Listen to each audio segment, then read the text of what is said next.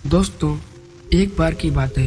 गौतम बुद्ध अपने शिष्यों के साथ एक गांव से दूर किसी बड़े नगर की तरफ जा रहे थे।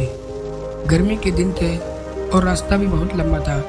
गौतम बुद्ध अपने शिष्यों सहित बहुत देर से चल रहे थे, जिस वजह से उन्हें बहुत प्यास लगती है। वहाँ से कुछ ही दूरी पर बरगद के वृक्ष की एक घनी छांव थी। सभी लोग उस वृक्ष के पास पहुँच जाते हैं। महात्मा बुद्ध अपने शिष्यों सहित वृक्ष की घनी छाया में विश्राम करने लगते हैं। बहुत देर से चलने की वजह से सभी का गला प्यास से सूख रहा था। यह बात बुद्ध जानते थे। बुद्ध ने अपने एक शिष्य को कहा, आप इस बरगद की छाया से 20 कदम दूर जाकर बरगद की 2 परिक्रमा करके वापस आओ। शिष्य वैसा ही करता है जैसा बुद्ध ने उसको कहा।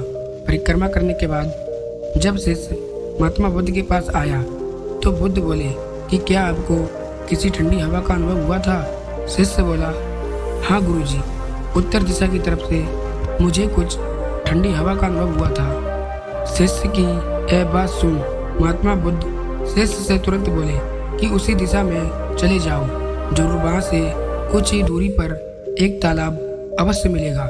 उस तालाब से सबके लिए पानी ले आओ।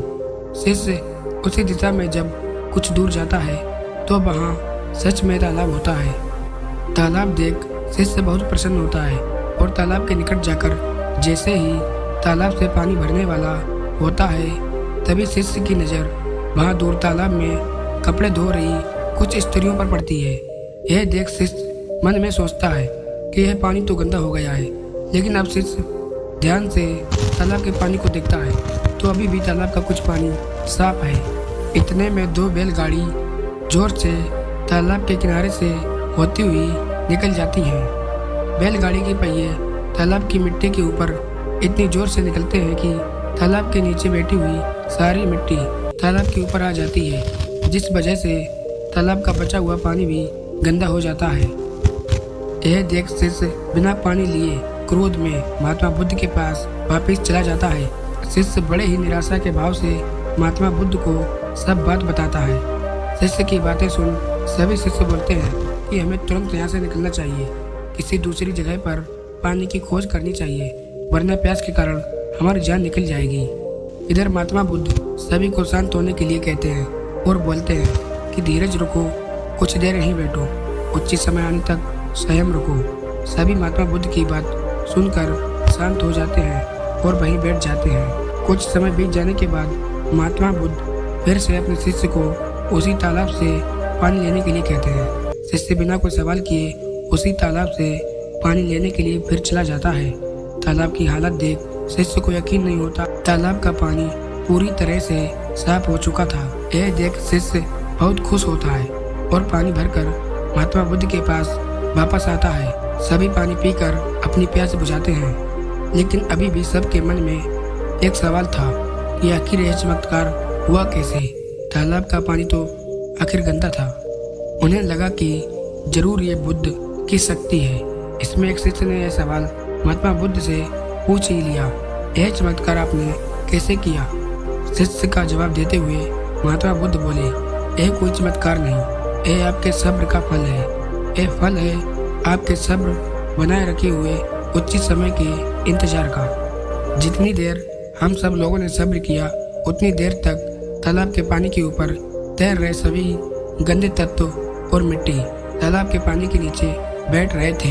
यदि उस समय आप लोगों ने सब्र न किया होता, धैर्य न रखा होता, तो आप सब इतनी गर्मी में पानी की खोज में प्यासे रहकर शायद अब तक मृत्यु को प्राप्त हो चुके होते, क्योंकि यहाँ से अगला कोई तालाब है या नहीं, और होगा भी तो क्या उसका पानी साफ होगा या नहीं। इन सब कारणों से आप कभी भी अपनी प्यास नहीं बुझा पाते और प्यास से मर जाते। फिर इतना बोलने के बाद महात्मा बुद्ध शिष्यों को एक सीख देते हुए कहते हैं कि जैसी स्थिति हम लोगों के समक्ष आ जाई है, वैसी ही स्थिति और मुश्किलें जिंदगी के हर मोड़ पर आएंगी। तब उस समय भी आपको ऐसे ही संयम बनाए रखना होगा और अपने विवेक से काम लेते हुए ही आपको एक उचित फैसले के साथ सही नतीजे पर पहुंचना होगा। हर मुश्किल दौर में सब्र रखते हुए ऐसे ही शांत मन से ही कोई फैसला लेना चाहिए।